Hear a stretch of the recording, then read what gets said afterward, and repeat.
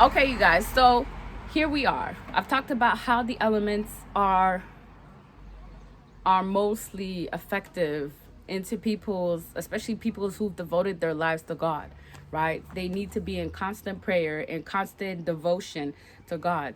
And I've said in the previous video, they do it with their breath and they do it with prayer.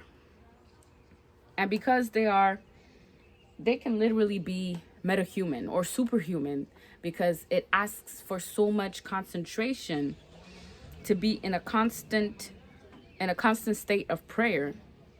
You need to actualize it with your breath. And so I was coming to say in this video that the prayer Hail Mary is a prayer that speaks of the breath. Like in and of itself, I wrote it in French, right? But the first two verses of the Hail Mary prayer speaks about Hail Mary, full of grace. Okay? And if you understand what it means, right? Because nothing is just in the literal sense. If you understand what it means is we salute you, Mary, right? Hail to Mary. But what is Mary? Right? We can say it's a person, we can say it was the mother of God. But we can say it's breath. We can say it's like Mary, the etymology of the word Mary speaks of water, right? Mar, water. And when we breathe, we are actually breathing in hydrogen. Air is hydrogen. So when we say Hail Mary, we are inhaling Mary, or we are inhaling the breath, the mother of God. So we are saluting the fact that just by taking that first breath is us recognizing the mother of God, or recognizing, just giving grace, or just recognizing the breath. So Hail Mary, full of grace. So we're taking a big inhale of breath, right? And allowing that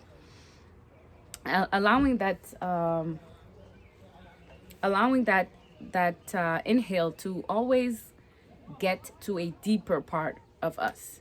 So when we are taking that breath in, right? Hail Mary, full of grace. Uh, I don't know how to say it in French, but let me say that. Hail or So the third verse is the Lord thy be, or something like that. I have it in French though, right? So it says that the Lord is with you, right? Or God is with you. Again, by inhaling that breath, you are recognizing that the Lord is in your presence, or you are actualizing God. Because again, when we're talking about in the beginning there was the word, or in the beginning there was nothing, and then there was the word, we have to recognize that the breath is the word. It's how we are actually speaking.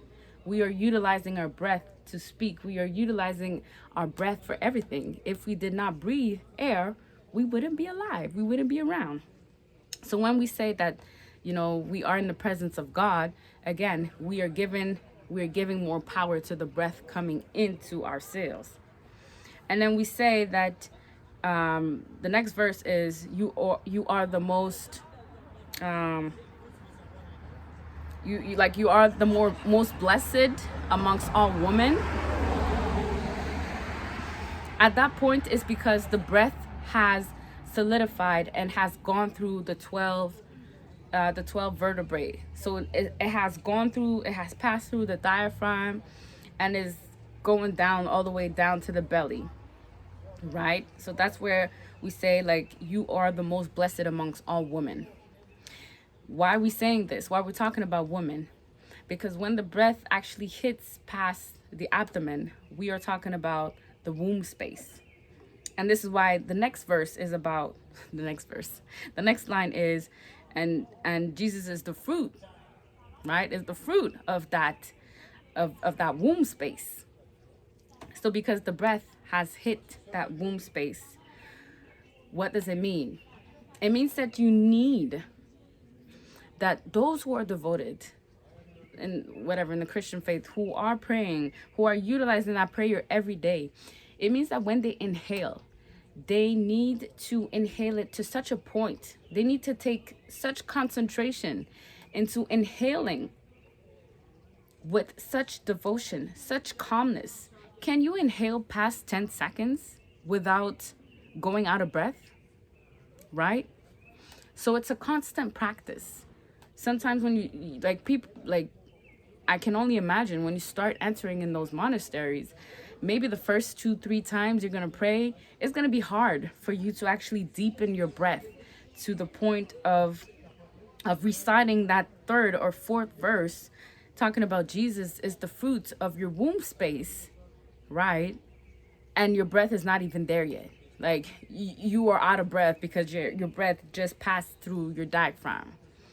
So when you are deepening your breath, you are deepening the breath and you are getting into a more concentrated space where your focus now goes all the way down to your womb space. This is where it needs to go. And this is why that verse is such reflective of how the breath coming into contact with your womb space creates life. Jesus. I don't know if it's making sense. So when you get that extent, and you do it in such a way because they repeat that prayer time after time after time. They repeat it time after time after time. It becomes so fluent and they have such concentration that by the time you say that prayer on that first inhale, you've gone down maybe 10 to 13, 15 seconds and you're still not out of breath. This is how much work they put into that prayer. So it's not just reciting words to recite them. It's to actually control your breath, control your inhale and your exhales as well. Okay?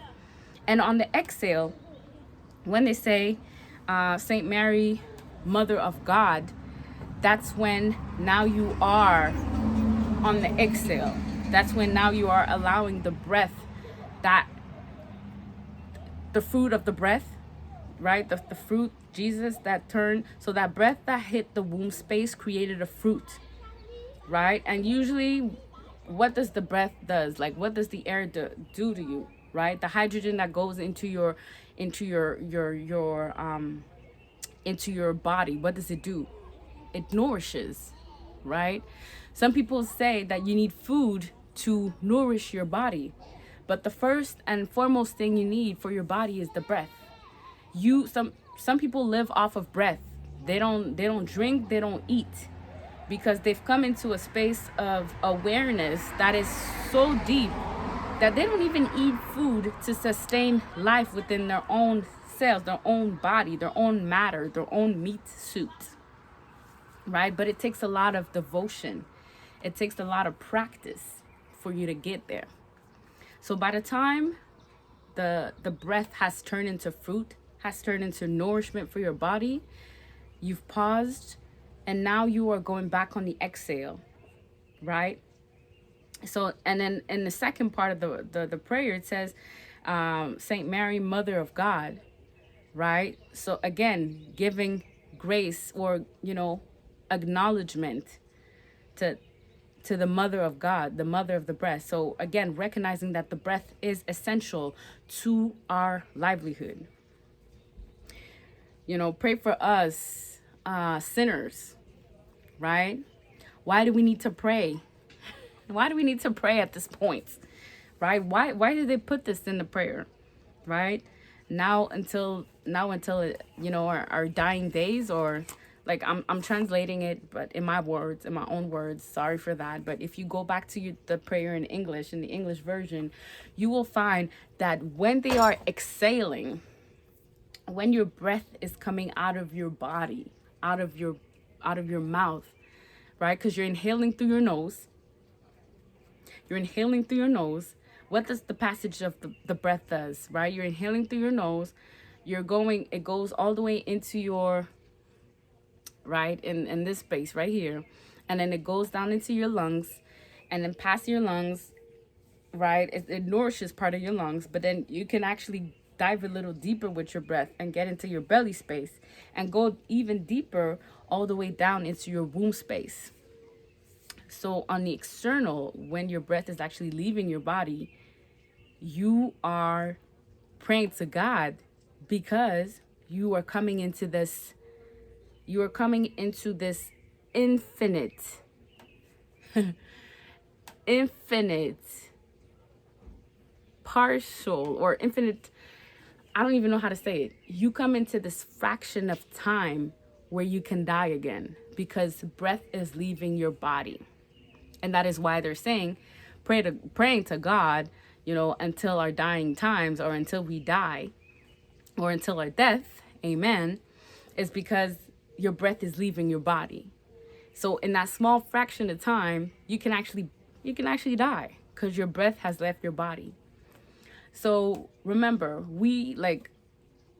all this is a cycle. It's a cycle of inhale, exhale, right? And we do not acknowledge how much of breath is necessary for us to sustain life, but is the ultimate. Our breath is the ultimate way we are constantly in connection to God. So the moment we stop breathing, our connection to God is cut off in this dimension, right? Again, we transition, we get into this other world, and then, our connection is different. But in this part of the world, in this plane, in this holographic 3D reality, it's our breath. Our breath is our constant connection to God. And that prayer, Hail Mary, if you can practice, recite it, sit with it, with your breath, you will find that you will deepen your connection with God, or God source, or whatever you want to call it.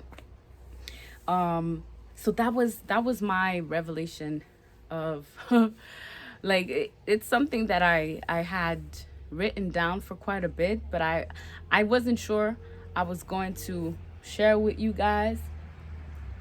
But all this to say, all the elemental principles are applied in all faiths. You can look at any other type of faith. Today I use Christianity, and I use the Hail Mary prayer to prove just that. That prayer is based on breath. Without breath, there is no connection to God. And on the inhale, we are saluting the hydrogen or that air coming into our body. And on the exhale, we are praying so that we're not gonna die, or if we die, then we've made sure to solidify our connection to God, right? But then it's a constant cycle. It doesn't end. And that's why you will find that prayer is effective in cycles of 12, right? They're not just gonna do it once. They're gonna do it in repetition. They're gonna cite it maybe once, twice, all the way up to 12, and then they're gonna do another prayer. And that's going to have another purpose, right? But Hail Mary, I find, is a prayer of the breath. If you get that and you sit with it and you can recite that prayer, you will find that you will deepen the connection with your own divinity within yourself. Okay, guys, on that note, I did not want to spend so much time, but I felt like it was necessary. Part 1, 2, 3. I don't know how I'm going to call that video yet, but here it is. On that note, you guys, take care of yourselves, and we'll see each other next time for another short video. I'll try not to push it, but this time I felt like I needed to do, a proper introduction, bring you into, the subject, and then finally come with the sauce. On that note, peace.